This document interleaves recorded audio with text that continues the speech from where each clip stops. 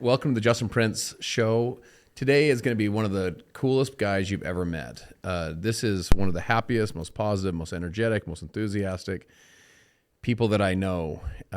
He's become now a friend, but for years I've known about him and in many ways chased him. Kind of modeled some of my life and career after him and some of his mentors and so for us to build a friendship over the last number of years has been super meaningful. So Dan, man, fired up to have you. Excited to talk about the book and just kind of get into all thing Dan McCormick. Well, congratulations and thanks for letting me swing by whenever coming through St. George. Yeah, it's turned into a tradition. Palace. So let me ask you this. So there's a saying that says, we don't see the world as the world is, we see the world as we are.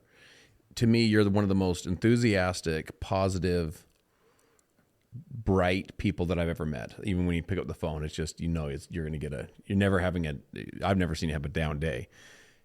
Has it always been that way? Were you born that way? There was this massive shift in my life because I knew there was something in there. But my mom taught me how to read the sports page. And I could remember every box score. I could remember every statistic. I could remember even to this day when my wife and I just celebrated a 40-year anniversary last year, and my kids made a big album of what was going on in the world in 1983. Mm-hmm.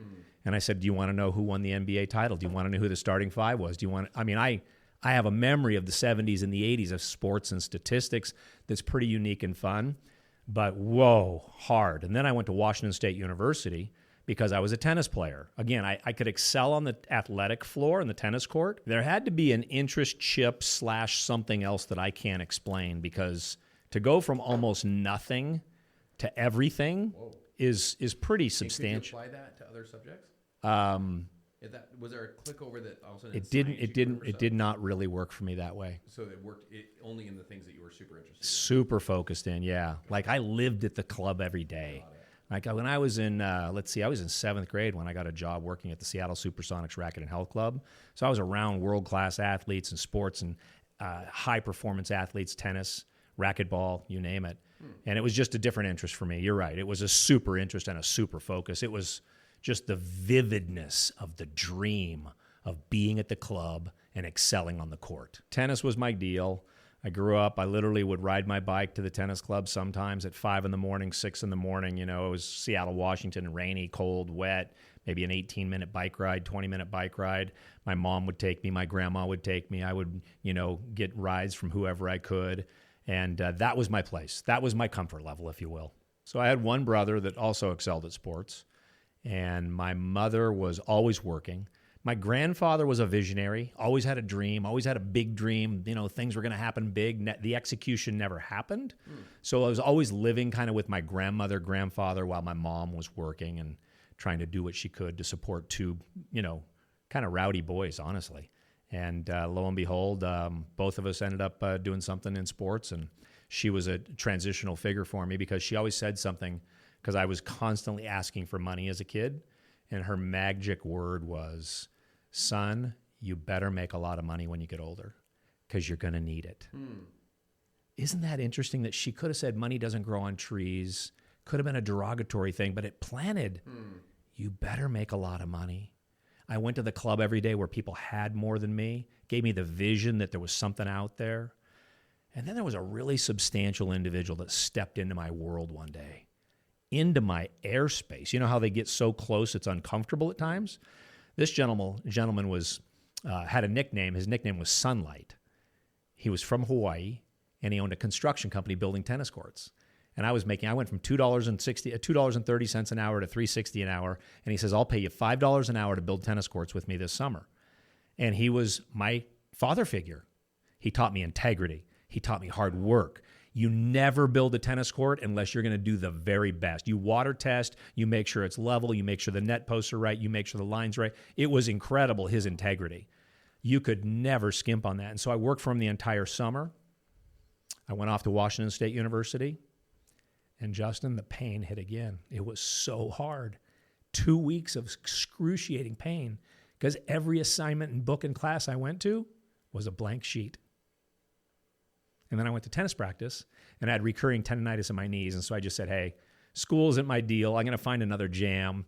So I like to say when I stand up on stage that how many of you finished college? And a lot of hands go up, and I say, well, I finished in 2 weeks. Yeah. I don't know what that feels like to you, but for me, I was finished. I was Very out. Similar story with mine. Yeah. So, yeah, a lot. You bring back some emotion from me because I think why does that hit you so hard? Yeah, I think, working for the Seattle Supersonics and seeing, that kind of world and seeing I worked for the Seattle Cascades tennis team as well.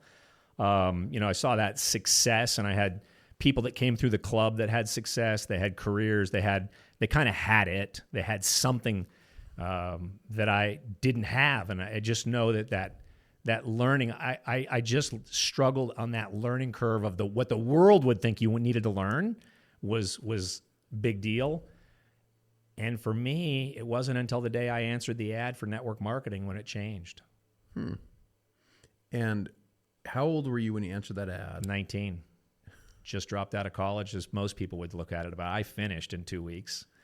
And then walk me through that journey. Like, sometimes you hear these stories like, I joined and next thing I know, I was just crushing life. My story wasn't like that. I grinded for years. What was that? What was the starting month 1, month 6, month 12? Yeah, so I went back home from Washington State University, kind of lived between my mom and my dad. My dad wasn't really in my life, but he lived where I was working, so I kind of drove back and forth from Kirkland to Everett, Washington, different tennis club, different country club thing. That following summer, I was doing well. I was really excited about life. I was making I got a raise to $6 an hour. So I went from $5 to $6 an hour in a year. Knew I wasn't on the fast track to financial independence. However, that ad, which I always looked at the ads in the paper for some reason, there's a sales help wanted, and there was a business opportunities section. We had 2 papers in Seattle. The Seattle Times was the evening paper. The Post-Intelligencer was the morning paper. And then there was a Journal American, so there was a third paper. And this ad popped up on Sunday. My mom would sit there. My mom's routine for life was wake up, have a cigarette, drink some coffee, and read the morning newspaper. And that just crushed me because, cigarette smoke just pained my brain. Mm-hmm. I opened up the business page that Sunday, and it said, "Are you making what you're worth?" And it spoke to me. I live in Beverly Hills, California. I drive a Clanay, and I made $96,000 in the health and nutrition industry in the last 6 months. Supervisory positions available. The only thing I don't remember from that ad is the phone number. But I can see it today exactly as it showed up in the Times, and then it showed up on Monday, and then it showed up on Tuesday, and then it showed up on Wednesday because I didn't have the self-esteem to call it. And on Wednesday, I literally looked at my mom, and I said, "Mom, they must be desperate. The ad is still in the paper." And I called, and it was a voicemail or an answering service. The person called me back, started asking me business questions.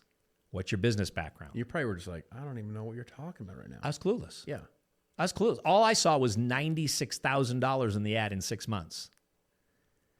And I'm looking at that ad every single day, waiting for this moment to talk to this guy. I said, I don't know if it's legal, but if it is, I just want to know about it. And he said, meet me at the Greenwood Inn in Bellevue tomorrow at 11 a.m. I'm there. And that was the beginning. Wow. And what was it that spoke to you, do you think? In other words, was it just a hunger and there was a dream planted somewhere in your heart, maybe it was by your grandma, of like that number meant something to you, or just success meant something to you? Or do you feel like it was like, was there like I'm going to use the term like a spiritual connection? Because like I feel like when I was first introduced to networking, I remember just thinking to myself, like, what if? Like, what if this is that thing? Like, I always in my heart felt like, if I just had a chance, like give me the right opportunity, I'm willing to do the work. I'm willing to put in the effort. Like I feel like I was willing to grind. I was willing to try. I was just like, just give me kind of give me a chance, give me a shot, And I remember just asking myself, what if? And I tell people, I honestly feel like the reason I didn't quit was I felt like I was supposed to keep going. It was like I felt called to it in a way, not necessarily just to the networking thing, but just to like staying on the path and not just going and, just getting living kind of more of a normal life. Did you feel like a calling to it? Would that resonate with you at all? Was it that deep, or was it just more like, hey, I wanted to have some success? Absolutely a calling. Like my mom and I walked into that meeting we were invited to go to. So your mom came with you? As soon as I got home from the meeting, the one-on-one meeting, I went right to the phone and I said, Mom, we're going to a meeting tomorrow night. We drove across the Seattle floating bridge, went to a meeting, small room, 35, 40 people, ceilings weren't high, kind of a compressed room. My mom and I sat in the front 2 seats. It was nothing but adrenaline for me. I don't know if I slept literally for a week more than an hour or 2 at a time because, your brain is so on fire. Like it was insanely, I'd had energy and I had adrenaline in my life before in sports, but I hadn't had adrenaline like this. It was staggering to walk out of the meeting room, meet what I didn't know what the term upline meant at the time, and this gentleman told me, as he held the book, The Greatest Salesman in the World, the greatest secret in the world, actually, he had, which is the journalized version. And he shared with me how literally he committed to it, and he made $75,000 in his first 90 days with this company. One of the triggers was during that one-on-one presentation, this man started telling me stories of people in their young 20s that were doing the work. And that they were making $1,000, $2,000, $5,000 a month. And I thought if they could do it, I could do it. And I really believed that. And the next day, I just did what they told me to do. I went to work. Wow. Yeah. I believe success is an identity process. So we identify. It's like if you see yourself as a loser, you won't show up and play like a winner because it wouldn't be true with your identity. If you see yourself as a winner, you won't roll over and quit like a loser. The progression of that, though, success is an identification process. So we identify with other people. So I want to talk about this as we keep going. But one of the people that I identified with was Nathan Rick. So we'll dive deeper into Nathan's story. And that's ultimately how I got connected to you. Right. And I identified with you guys. It was an identification process. Love it. I saw you as the model of what was possible or the model of maybe what I could accomplish. Almost like if it's possible for them, it's possible for many. I feel like you go through two mindsets with this. It doesn't have to be, sometimes it's one or the other, or maybe both, but typically one or the other. One is I want to be like you when I grow up. It's inspirational. If they can do it, I can do it. I just admire them. But the other one is, I think it taps in sometimes to a competitiveness where you're kind of like, if this bozo can make that, you've seen people cross stage, and you're hearing their story, you're like, if she can do this, wait till you see what, or kind of like, it just knocks out any excuses you have. You're like, if this person, can't, has none of the advantages and is still crushing it, I've got to get my stuff together, that kind of thing. So it sounds like you tapped more into the inspiration. If they can do it, I can do it. They're in their 20s. I'm a young guy. What was it? What did you just hit the ground running with that enthusiasm that you had? Well, I hit the ground running with enthusiasm and with early success. But as quickly as the success came with selling products, sponsoring people, came people, because the industry, for someone listening today, they're not going to appreciate what this is, but we didn't have any other way except to buy case lots of product. And you bought case lots, and I signed you up, and you bought product from me. Well, the first 2 people I sponsored wrote me checks for $400, and both checks bounced. Wow. That was my money. And so that was a hard thing. So I had some early success, some early turmoil. However, I never lost the vision of the dream. Just crazy wild. I just loved it every day. Now, I wasn't very good at it because I wasn't sure that I could look you in the eye, get to know you as a person, say that I'm here to help solve that problem. This was my approach my first day. All I heard was a few stories. So they told me this concept of tell, show, try, do. So they're going to tell you what to do. They're going to show you what to do. You're going to try it with them with you. So we go walking into the Bellevue Square Mall. And most people around the country or part of the world are going to know what Nordstrom's is. It's a nice place. They got nice clothes, nice cosmetic counters. And I'm about 15 feet away early in the morning. Maybe Nordstrom's had just opened at the Bellevue Square Mall. I got my sponsor with me here, who's maybe 6'1", 6'2", 20, 30 pounds overweight. And when I asked him, at the time, how am I going to recognize you coming to that first meeting? He says, no problem. I'm a big guy and I got a really wide part. In other words, he had just had hair on the side of his head. And so he's got this funny looking goatee, and I'm walking towards this attractive blonde lady. And I said, Dennis, that looks like a lady that would like to make $10,000 a month. I kid you not, the first time I ever uttered those words in my life, she folded her arms, leaned across the counter, and she said the following: "You bet your life I would. How would I do that?" What? No, first one I ever did. And that's one of the girls that I sponsored that wrote the check, that bounced the check on me, and I never saw her again. Oh, these stories are wild. It's so crazy, but it was the first day. It was a memorable day. So let me ask you this: the dream. So I had a time in my life where I became cynical with the dream, where people would talk about like the dream to be successful or the dream, whatever. So we're having this discussion on Memorial Day. Memorial Day is when we celebrate and remember and take a moment to reflect on those that gave everything for the dream, in this case for the dream of our country, to have freedom, to have liberty. Like when I'm on stages around the world, in this case around the country, I'll have people breathe in, like, smell that. You know what that smells like? It smells like political freedom and economic opportunity. That provides you the ability to dream. Not everyone in the world, you've traveled all over the world, not everyone in the world do they breathe that air. The air is rare here. And I remember I spoke through this former Soviet Union when I was 29, in Moscow and Omsk, Russia, and then Almaty, Kazakhstan. And I remember that's the first time that the dream, I wasn't cynical with the dream anymore.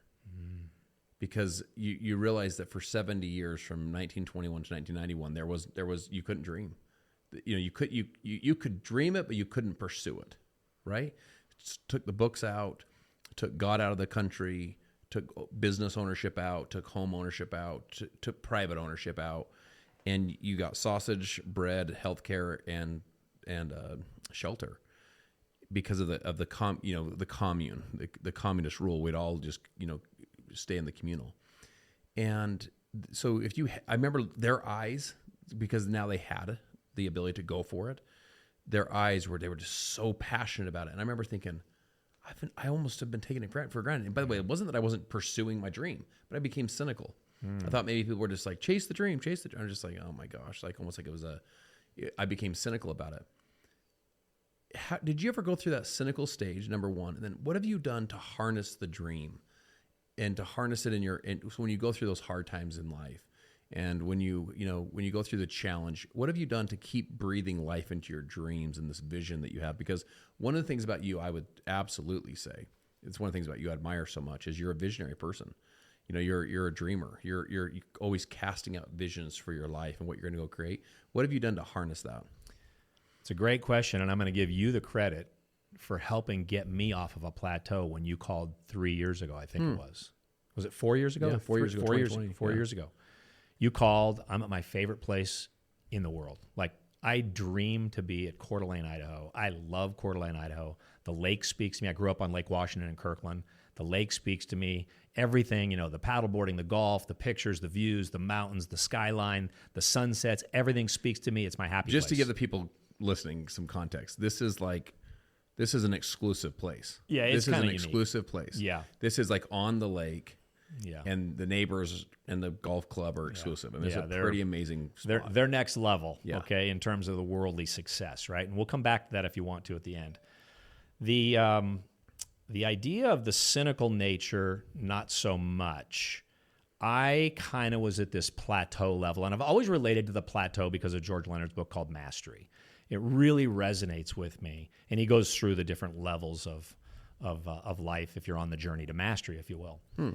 So I thank you for making that phone call, because I'm at my favorite place, and you asked me to come hang with you with 12 people. And I had to get on a plane, get out of my comfort zone, my favorite place in the world, my favorite golf course, my favorite lake. And it jolted me because you were in your sweet spot where I was in 15 years earlier, 8 years earlier, 6, whatever it was. I don't remember the exact times and dates now. But when you're on the journey of creation that you were on, that's living life, right? That's the sweet nectar of life right there, because you're pouring into people every day. You're waking up and feeding your own mind. You have the law of expectation that is so high that you're going to make a difference in someone's life today. You knew that every day back then. You knew without a shadow of a doubt. It wasn't just one. It might have been 100 or 1,000 or 10,000 that day, week, or month, right? You changed my paradigm. And then a second person came into my life a few years later, because while I jumped off the plateau with the meeting with you, it was 18 months ago when I was coming down to Salt Lake City. I was, again, at my happy place, my favorite time. I had a granddaughter that was getting baptized in Provo. My back hurt. I hated being on airplanes. And I said, no, I'm not going to go to the convention, honey. I'm not going to go to the baptism. And my wife looked at me. You're going. And I went. And you never want to do anything that your wife feels strongly about. You always want to follow their counsel is what I'm trying to say. Yeah, amen. And it was one of those days. It was the beginning of the next generation of Dan McCormick. I used to be on stages with Jim Rohn all the time. And I remember him saying to the audience, we'd be delighted to hear from a lot of you in the crowd today. One of the people I'm most excited about hearing from is me. Jim would say, I'm excited about me, because he was growing. And when I went to that convention, the first thing, I looked at my assistant. I'm walking in. There's a registration book. I signed the book, and there's a book and a workbook there. And the book is Hal Elrod's book called Miracle Morning. Mm-hmm. And they said it's $50. I said, okay, great. And I still hadn't kind of come off my plateau. I casually said, look, I'll give you the $50, but I probably won't read the book. And this lady who I'd interviewed on one of my shows, who I don't know that well, leaned across and she said, Dan McCormick hasn't read Miracle Morning? And I'm going, well, that hit me pretty big. That was bold. I went to that convention. I went home, and on Sunday night, the first thing I turned on, I said, honey, let's watch the documentary. For those that haven't seen the Hal Elrod documentary, this is a man that had a head-on collision, was pronounced dead, 11 broken bones, told he might have permanent brain damage, et cetera, et cetera. And I watched that documentary, I started reading that book, and that was serious adrenaline I hadn't felt. It is an amazing move for me. So that was the beginning of where I've been the last 18 months, which has been on an optimistic journey. Like you say, I'm an optimist, but I was an optimistic plateau liver when you called me. You wouldn't know that I wasn't in my greatest mojo, if you will. But when I read the book, I started saying to friends of mine, like I just had lunch with Peter Vidmar, the Olympic gold medalist from 1984, and I call up Peter and I say, like, do you know Hal Elrod? No, I don't think so. I call up Chad Hymas. Chad, do you know Hal Elrod? I call up other people that are speakers and world famous, across the stages of the National Speakers Bureau, et cetera, and nobody knew Hal. And finally, I just put it out there. I said, someone's going to introduce me to Hal. And lo and behold, somebody did. It was Angela Waltz from Go for No. I called her up. And she says, I don't know Hal, but I know who does. And that who is a big thing in our lives. I met Hal. I had been promoting his book. I had been promoting the movie. He saw the numbers going up on the movie. She joked with me. He called me and he said, I'm a little kind of guilty on this phone call because every time you talk about me, he says, I'm making money. So we hired him to speak. He became a friend. He wrote the foreword to my book. He has the single greatest acronym that I've ever resonated with at a deep level for all of self-help that I've been able to personally apply. Which is what? The SAVERS. Silence, affirmation, visualization, exercise, reading, and scribing. That is a non-negotiable on how my day starts. Wow. That is non-negotiable. My day starts that way every day since that day. Say those again. Silence, affirmation, visualization, exercise, reading, and scribing. Wow. When he had the accident, when he had the idea of doing the book, it was like, how do I rebuild my life? How do I pull all of the special forces of the greats that have gone before us together and simplify it and put it into one simple package that you can do in 5 minutes or 50 minutes? Maybe I've had mornings where it's 3-4 hours where you're involved with the same. I mean, you can go do a workout and take 2 hours, 3 hours, right? So I think he has one of the greatest quotes that I also put in my book, and that is, he personally believes that affirmations are the single most misused aspect of all of self-help. So unpack that. Most of the world, I'm going to use a word that a lady told me in a seminar the other day. She says, I'm not sure I like that word, but I haven't got a better one yet. Maybe you and I can figure it out together. Let's look at the most of the world. Paper, news, media, self-talk, beating themselves up. That's what we call defamations. The world is stuck in defamations. Wow. We need to be full-on focused on affirmations. And it's my entire vision for the rest of my life to be involved with helping everybody know that they can say, I am worthy. Because in the sight of God, that is the greatest thing that you and I can have or be, is to know that we're worthy. So to unpack that, it's literally every day you break it down for you. What is that silence for you? What is that affirmation like for you? What is that visualization like for you? What is your exercise? Some people are going to do yoga. Some people are going to do boxing. I like reading, and you mentioned a story about a few minutes ago that made me think of Man's Search for Meaning, right? When you don't have something to live for, when you don't have that hope and that dream and that future, what did they choose to do in the Nazi concentration camp? Give up. They gave up. Yeah. But that's the whole idea of the fire in my belly right now. Is there one more person out there sitting next to me on that plane, on that flight, in that crowd, on that Zoom, or whatever, that needed to hear today that you are just as worthy, deserving, and capable as anyone else on this planet to accomplish the dreams that you have for you? And so that's what's fired me up. It started with the Hal thing, and it's been seriously an 18-month, almost 20 months now of just sheer adrenaline for what I'm shooting for. And of course, in the middle of that, you mentioned Nathan. Yeah. He dies 6 months after I start that process. Actually, Hal was a guest on my show 6 days after Nathan died. There's so much to unpack there. So I want to dive in. I just want to keep you on that rhythm. One of the points I want to point out just to start, and this is maybe more for the audience. When I called you, I told you this on the call. So for context, I invited Dan to come with me to the wine country in, where were we? Temecula? Temecula. Yeah. And we did a private retreat. So they're all just kind of super high-end, top earner type folks, high performers. And, I led, there's 12 or 15 of us, and we led a weekend retreat together. Just awesome experience, amazing people. Rich. And for me to call Dan McCormick was super surreal. For me to call you and to invite you to, in this case, to my retreat was super, it was like surreal. It was like Luke calling Yoda or something, It's like the student calling the master, being like, hey, do you want to come to this thing? And so I felt this whole, not I felt unworthy, but just unworthy and what's Dan going to learn from me kind of thing. So it's interesting. And so it's just so cool. To me, it shows so much of who you are and your humility to learn. And the fact that caught you in a time where it was a good season for you to get off a plateau and move to the next pinnacle. And by the way, I've absolutely seen it. And I'm not going to credit that time, but just I've absolutely seen that even the fire you had getting into this subject is it. Let's dive into Nathan for a second, because one of the things I think is a key to success, love to hear your take on this, is just modeling mentors.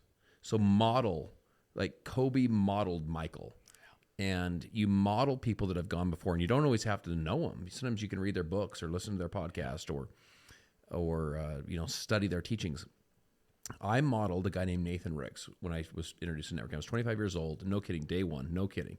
The guy that introduced me had worked with Nathan in your business for about 2 years and had left to do this new business, right? And so I remember day one, I was like, so what do I do? And he gave me a DVD. This is back when we had DVDs, called Driving Lines, right? And I went to the Salt Lake City Library, plugged it into my computer, and watched for 2.5 hours. That was my getting started process of this new business. And I used to sneak into his meetings. I used to sneak onto his conference calls. And I not only was modeling him in business, but I got to a point where I felt like I was modeling him just in his life, his business outside of his main business, what he did with his investing in his real estate and so on. But then I thought he was a man of faith that I've respected. I thought he was a family man that I respected. I started to model him. And then what was also super surreal with him is I ultimately got to know him and ultimately did investments together. And I would call him a friend and a mentor. It was crazy. So anyway, I shared that with you because I want to dive into this with you about the importance of modeling and what Nathan, meant to you, because I used to hear your story when I was early in networking. Yeah, there's this guy named Nathan Ricks, and he has this guy named Dan McCormick. And so your story was one of those stories that kept me in the game. I would have quit years ago if I didn't have those stories, those success stories of what was possible. And the same thing with you, not just modeling you from a business perspective, but also from the way you were as a man and with your wife and with your kids and in your faith and all the things that really matter, outside of business. So I want to hear your thoughts on what Nathan meant to you as a mentor and as a guide, and then this idea of modeling. How has that played out in your life? Two people that, let me make it three people that had this relaxed intensity about the journey, and they thought bigger than anyone else I ever worked with. One was my wife, Of course, she was the first distributor for a significant, probably one of the top 10 biggest companies in the history of the world in Canada. Right place, right time. I'm 8 months in the journey, and I marry my upline. And I don't just marry one up, I married 3 up, okay? So my wife, number one, and where did that come from for her? Her dad, the library, the book club, the business acumen, unbelievable, like staggering. Wow. But when I met Mark Hughes, he was only maybe 5 years older than me, but he was young in his 20s when I was 19. So it was, interesting time in 1982 and 3 and 4. And he had a zest for life and a belief. I'll give you an example. He had purchased Kenny Rogers' home in Bel Air, which then they took us all if your check was over $4,000 a month, if your check was over $8,000 a month, you got invited to come to Southern California, sat at the seat of Mark, Jim, and Larry for 2 days. Every month. That was their leadership group, their millionaire group. I'm standing on the tennis court at his palace that he just bought from Kenny Rogers. And a 22-year-old Australian kid we're all standing on the tennis court. We're looking up at his mega mansion in Bel Air in 1984. And this kid said, Mark, will we ever live like this?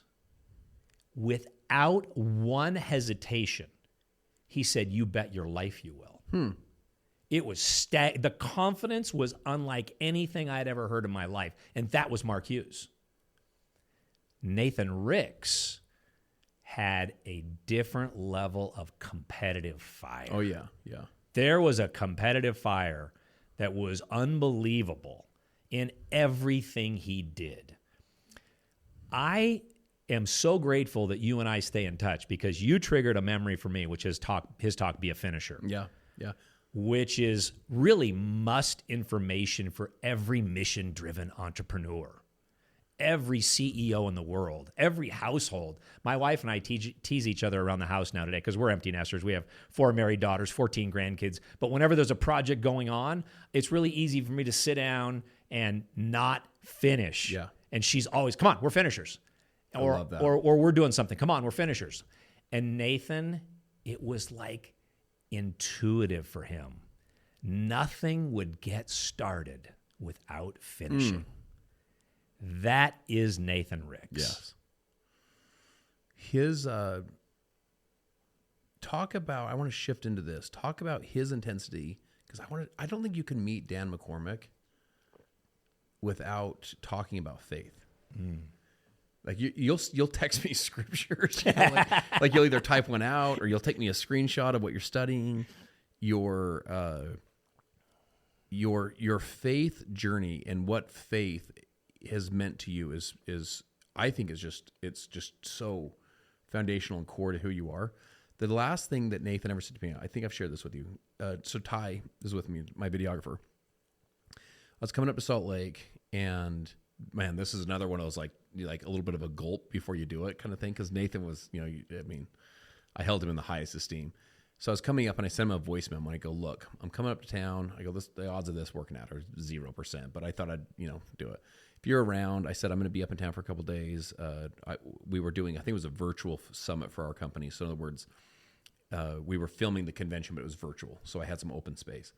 And I said, if you're around, I'd love to buy you lunch or I'll take you to dinner. And he texts back and says, no kidding. My wife, just went out of town with the granddaughters and whatever. And he's like, we're good. He's like, I'm home alone. I'll meet you.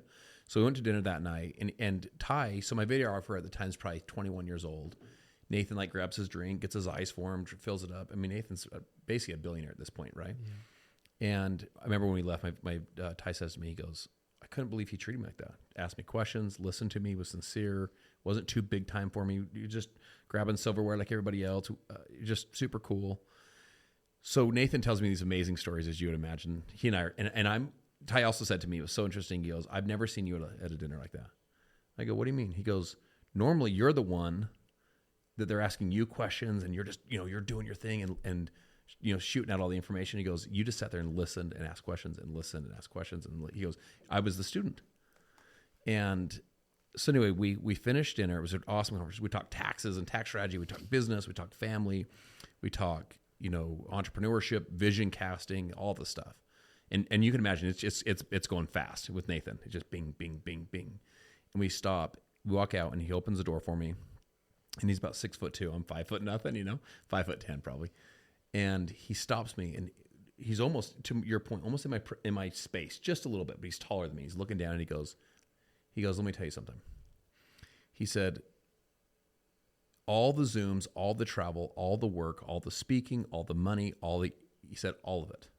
He said, it's all about Christ. He said, don't get mixed up. He goes, it's all about bringing people to Christ.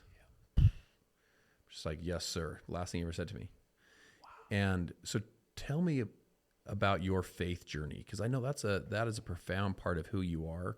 And at the end of the day, all the things I admire about Nathan, and for that matter, all the things I admire about you, to me, you're winning the real race, which the real race is the race with your faith. It's with your family. It's what kind of human you are versus all the accolades and the worldly success. There's a quote that I remember being in Jim Rohn's presence multiple times, and that is, go ahead and make the $1 million, but not for the $1 million, but for what it'll make of you. There is an entirely different sub-level that I'm at with that right now. With what you just said, and I want to come back to what I said earlier, the worth of souls is great in the sight of God. And not everybody can affirm people as a human being, that they have value. You and I have done a lot of meetings around the world. One of my favorite meetings I ever did was in Scotland. It was 2016. It was one of those rooms that was the long way instead of the deep way. It was about 300 people. And I had no idea how long I got there thinking I was on a family vacation. I was going to guest speak, and I get to this event, and I got 6 hours. I had no clue. So I did the first morning session, 2-3 hours, whatever it was. We came back from the lunch, and I asked the audience, I said, what was your top takeaway from this morning? And this lady stood up. She didn't hesitate. She stood up in the far back left, and she said, you told me I was good enough. I will never forget that. I will never forget the worth of souls, because you never know what's going on in their world. What's their fight? What's the hurt? What's holding them back? And I mean, you and I, we got to do everything we can every day to be a light for people. And that's why I text you scriptures, not because you need them, but because I'm geeked out on it. Yeah, of course. And I'm like, I don't know what Justin's reading, but he might dig this for what he's working on, writing his book and speaking to his group. You know what I'm saying? Of course. So I love my circle of people that can geek out together and go really all in on stuff. So my faith, it starts from my wife. Everything in my life starts with my wife. Because she is just the most perfect mother. I mean, you can't get someone that loves her kids more, her grandkids more, and she just loves life. And I mean, can you imagine being the first distributor in a foreign country, setting prices, doing inventory, setting the entire company up when you're 23 years old? She has to charter a jet from BYU to take students home at Christmas because it was cheaper. Because she just was unbelievable, right? And so when I met her, she was already in the Ogmandino curriculum. She was deep. She knew it because her dad knew it. And that was part of the book club with all the business guys in Calgary. So, it's the who. It's the who. And I was 7 years of reading Ogmandino every day. And I woke up and I said, why can't you just trust it? I don't need a crutch. I don't need to say anything about anybody else. This is who I am today. Yeah. I own this now. Be that guy. Be that leader. I'm 26 years old, and I just said, you know it. Do it. And I never looked back. When you say trust it, what was the leadership principles that I taught, the leadership principles that were taught to me, the leadership principles and the drive for the mission to lead other people to accomplish their goals and their dreams. I had to believe that I could be that. I could do that. I could trust in what all the books had taught me, what all the mentors had taught me. And I was at that point in my life, just trust. And then something happened in my life, and I had to move on to another company. Unfortunately, I've only had 3, and I was number 1 in that company 18 months later. Yeah. All in, baby. Yeah. Yeah. So dive into this I am. Let's go deeper at this affirmation. I love that, defamation and affirmation. Okay, so the reason I said maybe we can come up with a better word. This lady at my table, I was doing this deep dive group in Saturday in Austin, Texas with Dr. Benjamin Hardy. And we were in a breakout session. And this lady says, it's really interesting, but I'm not sure defamation is the right word. And I'm like, well, it is the opposite of affirmation, I think. She says, I know, but I think defecation. And I'm like, okay, where did that come from, right? So I said, I got to think of a better one. But I really do think that is the word. The world is stuck. They hurt for the most part, right? We live in a little bit of an ecosystem, right? We surround ourselves with the best and the most positive, and we're all in. I can't let negatives into my world. I can't let a 4-letter word into my culture. No way. Because I know I am. I means exist. Am means with God.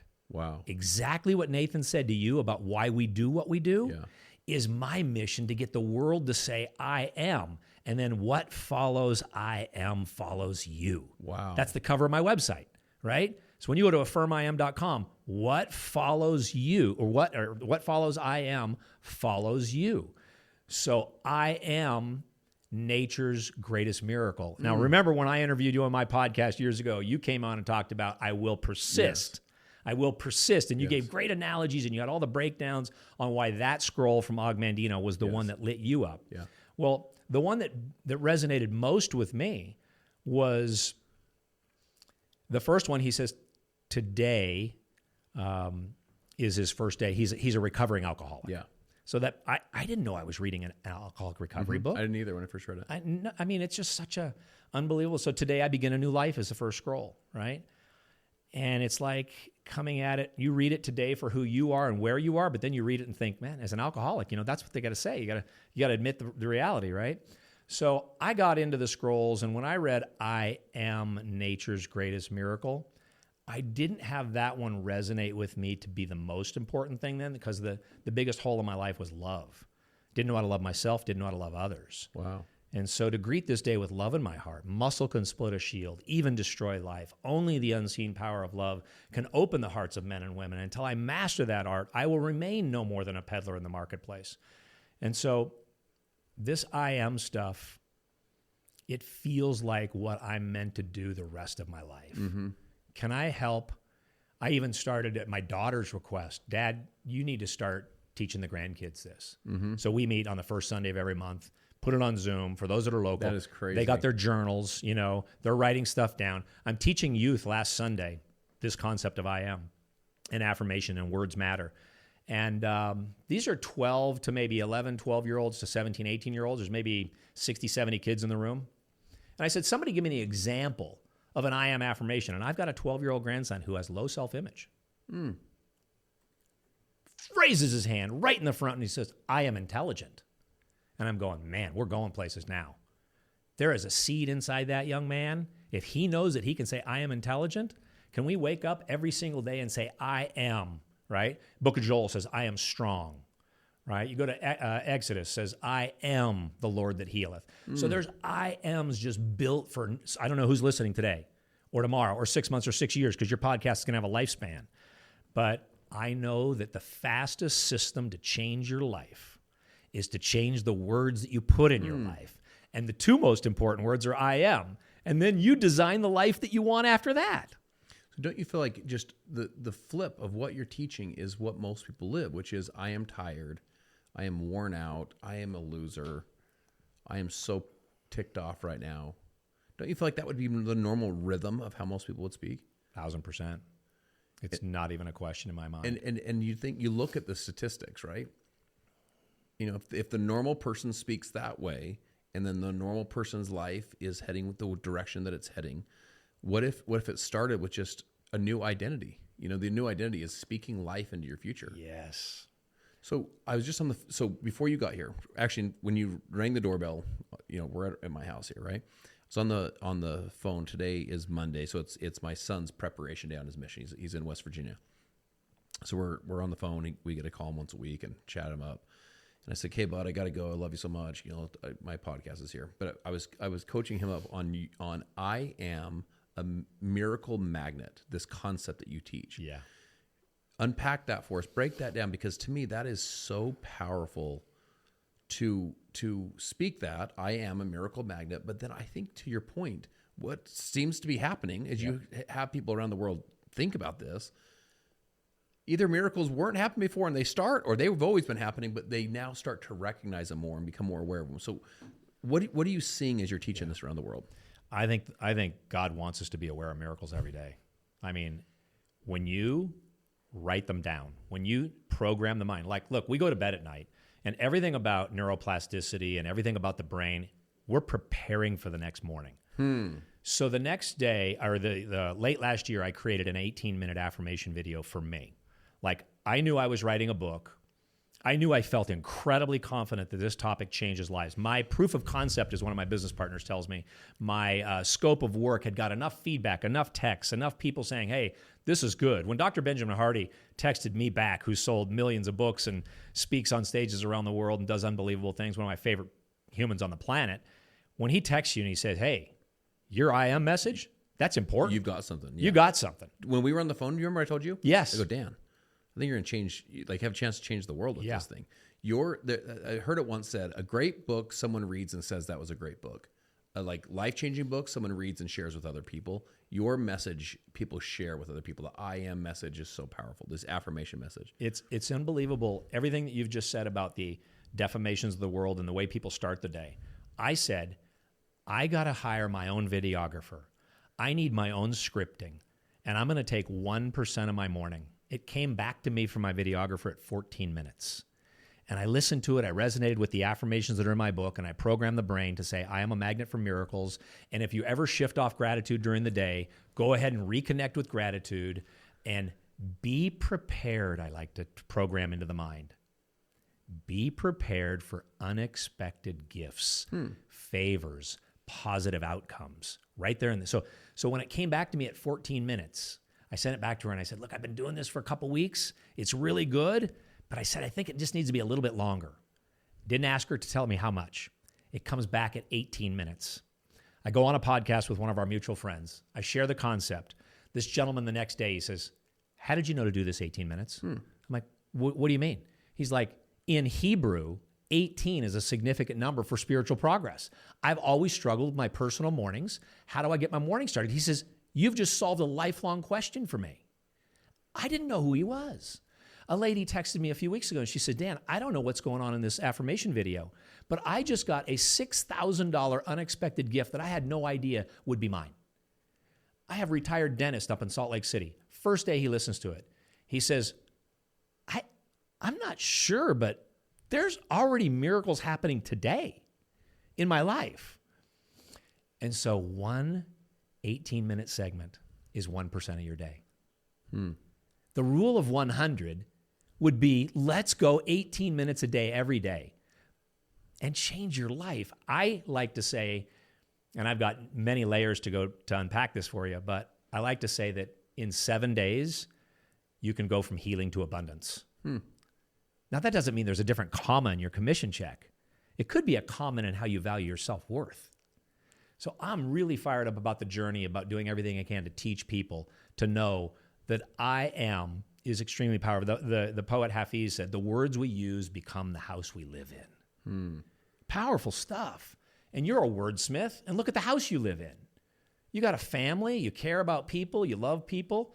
So to me, it's just a big, big mission. And so that's the title of the book is Awakening Who I Am. The subtitle is 2 words that ignite your personal transformation. So I just love the scripture, Romans 12:2, which is be ye transformed by the renewing of your mind. So why not renew that mind first thing in the morning? Make that 18 minutes a priority. And I challenge people. I said, I like to say the word invite. I invite you 7 days from now, text me. I want to hear. Can I put that link in the description? Oh, of course. Yeah, it's on YouTube, but yeah, please do. Yeah, we'll link it in there so people can, that are listening to this can go start listening to that. So I know you have another thought, but can I tell you? Can I do a build on that? Because this is so cool. Because I know you've read Atomic Habits, and I know the audience has read Atomic Habits. But there's a line in that book that was so life-changing for me. It will forever be with me.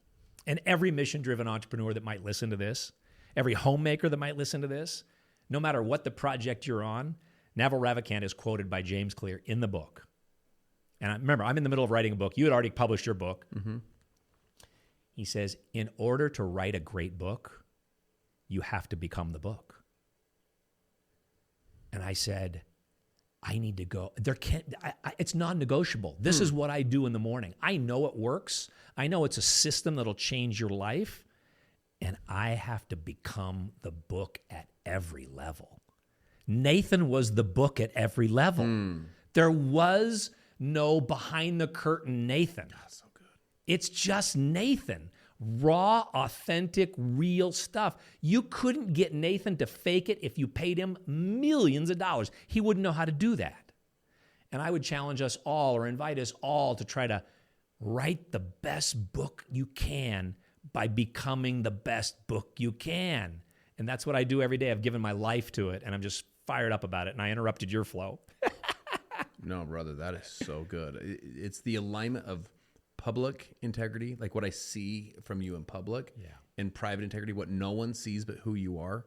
It's when you can align those, that you are the same person in private that you are in public, and in public that you are in private. I was talking to a friend the other day, and there's a workout series called 75 Hard. And my friend said to me, man, it hit me when he said it. He goes, do you want to know what would be hard for me? To not work out for 75 days. I thought, man, that would be like excruciating for me to not, because the habit and the routine, the rhythm is so built, right? Yeah. So that to me is becoming, if you say to someone, hey, you should take care of your health, just go take care of your health. And then that's the book, right? Become the book. That is so beautifully said. That is so powerful. I've heard you say that line that he told you, but I've never heard you take it to that next level. I love that. You know, my co-author of the book is Ken Shelton, and Ken Shelton wrote The 7 Habits of Highly Effective People for Covey. And every time he references back to me stuff now, and when I give him new ideas, new concepts, I'm taking it to new levels, you know, because I've really had some massive breakthroughs in the last couple months. He says, you've become the book. Mm-hmm.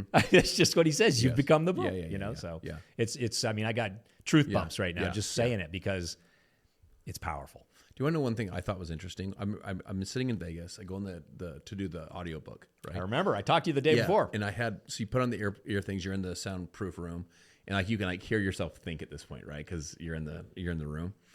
And I remember reading it, and it was such an interesting experience. So besides that, it's awkward to do that because you could like hear everything you breathe, every breath you take, you know, and even when we say things like, you know, and just our rhythms of speaking normally, you're like reading, so it kind of is weird. So besides all that stuff, I'm reading the book, and I remember thinking to myself, I would say that differently here. I could expand on that. I could do this. But your life works in this continuum, and a book is like a stamp in a continuum. So at 41 years old or 63 or whatever the age is, right? 21, when it's a stamp, and your life continues, so you teach it better, or actually, like I would actually there's 5 steps there I would teach versus 2. Or that one I would probably cut out, and I wouldn't even teach that anymore. I'd actually teach this because you kept learning. So I almost like in the audio in fact, there was a couple times in the audio, anyone of you that buy it on Audible, you'll hear this. I say it, I'm like, hey, this is and I'll kind of like leave the book for a second to expound on some things. But I think what's happening to you right now is you're still in this deep continuum. And I think this will probably hopefully will be just part of a series work that you do, with this first one. By the way, we'll make sure that what's the title of the book? Make sure people can get access Awakening Who I Am. Awakening Who I Am. We're just pre-selling right now on the website affirmiam.com. Affirmiam.com, to your point, is more of a stamp collection because it's not just the stamp. I didn't want to write just a book. I wanted to create tools inside of the program. There's a suite of tools because there's this discovery. In the book, each of one of the affirmations is tied to either a mission-driven entrepreneur, a daughter like mine that had a disease that only 1,000 people in the country had. Unbeknownst to me, with this rare disease that affects the eyes, the ears, and the brain of a girl that scored 46 points in a college basketball game. She had 3 kids, and something changed in her brain, and she was diagnosed with this disease called Susac. Literally, doctor told her to take Sudafed and go home. Another 5 doctors stood over her and said, hasn't anyone told you have MS? She said, I don't have MS. I don't feel like I have MS. They told her she had Susac. Unbeknownst to me, she goes deep. Like literally her own I am affirmation rhythm. She was teaching it to her kids while she was doing it. I didn't know it. She is 1,000% clear on every test today. So when you say she goes deep, just to clarify and make sure I'm understanding, she goes deep, meaning she was saying to the kids what stuff? She guarded her words. She guarded every word that she would read. She didn't even want to join the Facebook group because they talked about dying. She wanted to talk about living. She wanted to talk about healing. Remember Exodus 15:26, I am the Lord that healeth.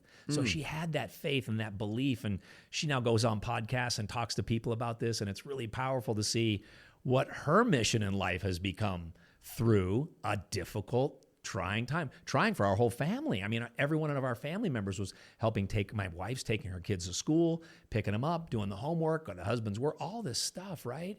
And you don't know. She didn't know if she was going to be blind one day, deaf one day, or can't think one day. So that is a chapter in the book. Each one of the affirmation stories is tied to an I am affirmation story. The stories are unbelievable. I mean, I just got to tell you one more if I can. This is just an amazing one. He's a friend that lives in Southern California. 11 years ago, his name was on every drugstore in Orange County. Do not sell to Xander Clark. He was on a $500 a day opiate addiction habit. And he leads the charge in Orange County now on recovery. It is fascinating. His I am statement is, I am partnering with God, because he couldn't kick the addiction until he said, I like business, I'm going to partner with God. And now he owns all these businesses. He does millions of dollars in business. He's this iconic staple in the community of healing and recovery. And I go with him every Wednesday night. I wanted you to get into that. So listen to this. So Dan McCormick, who's this deeply faith-filled person, doesn't drink, doesn't smoke. In other words, just a really, I mean, the epitome of health, loves golf and the whole thing. He shows up every Wednesday to the local, is it AA? ARP. Yeah, ARP is a addiction recovery program. It kind of includes everything addiction, whether it's pornography addiction, sex addiction, opiate addiction, alcohol addiction, et cetera. So, and when you go, one thing that's interesting is you don't say, "Hey guys, just so everyone knows, I'm not addicted." Oh no. You stand up and you're there. I'm with them. I think it's so powerful. Dude, I'm telling you, you go to an addiction recovery meeting. There's people listening right now. There's going to be a lot of people that reach out to you and say, "Hey, I've been to those meetings. I've got family in those meetings." And I'll tell you what, when you sit in that meeting and somebody says, "Hey, I don't know if I'm going to be here tomorrow," life's fragile, baby. Life is fragile. So again, I think that's had a huge impact on me, and that is, and I'm not to get ahead of the story here, but that is the sixth affirmation in the book, and that is, I am compassionate. Going to ARP, AA meetings has changed my paradigm on empathy and compassion. When I reached out to the Augmandino company, Dave Blanchard, I said, "Hey, here's my 7 affirmations that I'm doing." And he came back to me and he says, that in the science of axiology, in the measurement of words, there is no higher value than compassion and empathy. My 14th grandchild is in that chapter because my daughter in Las Vegas has this baby and she names him Jude. And this scripture jumped into my mind, Jude 1:22. I looked at him, held him, and I said, this is his mantra for life. And some have compassion, making a difference. I said, Jude, you're going to make a difference. I love going to ARP. It feeds me. My wife, first time when I started going, my wife's like, I'm coming home, and she's like, you okay here? Yeah, it's like, of course. I like to say that, I am addicted to one thing, and it's people. It just burns in my heart to talk to people that want more out of life, that, I like to survey people, and you talk to people, whether it's at the fitness center or on the plane, and, people say, oh, boy, well, it's Monday, or it's Friday. It's like, I am grateful for every day that ends in Y. I don't have to put a name to it, It's just an exciting time. So hopefully I'm not sure where our conversation was going there, but I'm fired up about it. You might be the very best, I'll call it networker. And what I mean by that more specifically is just human connector. You might be the best one that I know. Wow, thank you.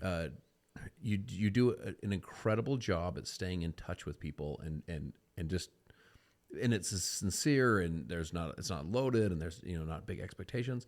But walk us through this love, this addiction you have for people, this whole be the book.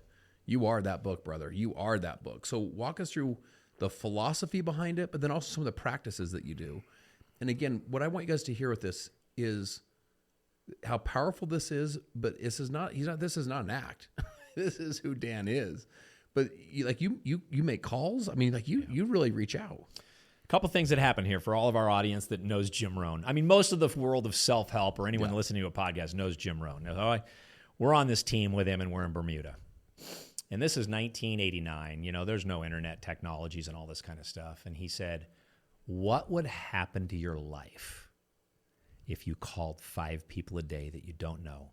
Maybe they're on your computer readout because, you got those, back in the old days in network marketing, you'd have these computer readouts of who all your people were. And he says, what would happen if you called 5 people every day? And then I remember the biggest distributor my wife had ever sponsored. This guy was insane. He called me one day. He's the guy that gave me the greatest salesman in the world. He's the guy that said, hey, I made $75,000 in 90 days. I read this book. I met your wife, or my Marilyn at that time. And he said, how do you do that? Because I was calling people in his downline, and they're calling him and say, yeah, Dan just called. I'm fired up, right? And you know what's interesting? You naturally kind of flow to where your comfort level is. And I felt good calling people. There wasn't an internet, a text, an email, or anything. I felt like it had value. And so I thought, why can't I keep doing that? I like to say that if you have somebody in your phone, I don't know where my phone is, but if you and I took our phones right now and we hit contacts and at the bottom there's that number sign, how many people are in the phone? Thousands for you and I, right? If I can't call a couple people a day to stay in touch, our friend Rob Sperry in his first book, he calls me the pinger. He says, Dan McCormick's the pinger. If you haven't got a call in 6 months, it's coming, okay? So I like to stay in touch and hear what's going on in your life because I'm interested. It just interests me. I'm going to ask the kind of an obvious question, or maybe it shows how bad I am at pinging people. How and where do you find the time? Where just in your day, like where are you finding the time to make those calls?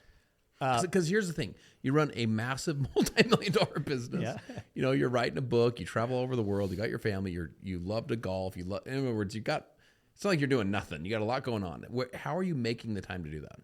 So in the affirmation video, I am a magnet for miracles. I am a magnet for miracles. I love the prayer of Jabez in the Old Testament. To me, it's one of the most precious paradigms that we could ever have on life when Jabez turns to the Lord and he says, Lord, will you please expand my coast today? In other words, expand my boundaries. Let me serve more, love more, give more, help more. I remember calling somebody, no kidding, a very successful individual right here in St. George, Utah years ago. I don't believe you know him. I call him up and I said, Mike, man, I'm driving down the road. I hit contacts. Your name came up, and I got this rule that I just have to call people. If you're in my phone and I don't call every couple of years, why are you in my phone? And he was like flabbergasted. He was like, and he leads a large body of people here. You could hear the exhaustion of his voice. Wow, Dan, you're a lot better at this than I am, And I'm not here to compete with anybody on that, but that's what feeds me. I just know that if I can say one thing that it's even interesting to me that you remember that I text you a scripture 2 or 3 years ago or a comment or a phrase.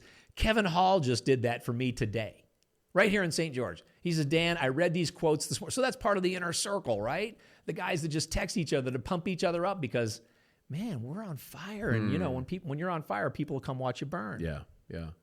Dan, listen, brother. This is I was looking forward to this. So you drive through once a year, and so we haven't ever recorded it. We just have these conversations where we're just jamming. But I always look forward to these, and this is your enthusiasm, your passion, your energy. I mean, it literally fires me up. I'm like, I want to serve more, be more, do more, give more. Every time I'm around you, I tell you this whenever you call. I'm like, Dan, let's go. I'm fired up now. So. I just love you and admire you. And, I think I'll look back at this podcast, one day, I heard it said the other day, So don't take yourself too serious. At some point, you're going to be a pile of dust on a shelf, on an urn. The point is, we're all going to be the dust of the earth at some point. Yeah. And I'll look back at some point and listen to these and just be like, Dan McCormick is the most special people that ever lived. So I love you and honor you. I'm so excited to help you share your book, this message of I am to the world. And I think it's one that not only will people read and get value from, but I think it's one that people will share with other people. So you're going to make a huge difference. You made a huge difference in my life. I'm so grateful we had this time together. Yeah, well, it's awesome that you've been able to take your life and put it in your book too, because I think when I called you last week or 2 weeks ago and we talked about the stacking chapter and we're going through the stacking, and what I've learned about affirmation stacking is blowing my mind. And that's the whole idea of literally helping. I went back and re-interviewed all the spotlight stories in my book, and I took them through the stacking, and I got feelings and emotions out of them that was big time, that we were able to rewrite the close to the book and add that angle of the 7 levels of affirmation. So I'm really fired up that you feel that way, fired up for your book, your journey, and just thrilled to be here today, man. Just your lovely home, your family. So honored to be here, and God bless everybody that gets a chance to listen, and hopefully there's a nugget or two they can take and add to their life today. So again, where can we find the book kind of in this season? And then make sure you tell us the name of the book, so no matter how long we're listening, we can go back and get it. firmim.com is the website.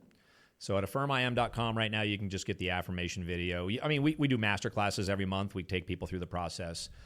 We do that on Zoom, and then you can get the affirmation videos. Just leave your email in there. Then the Awakening Who I Am is the title of the book. Love it. Yeah. Proud of you, bro. Can't wait. Yeah, I'm so excited about it. So, my friends, if you got value from this, if you got some nuggets and if you felt Dan's passion and energy, make sure you like and subscribe, and make sure you share this with your friends as well. Appreciate you guys.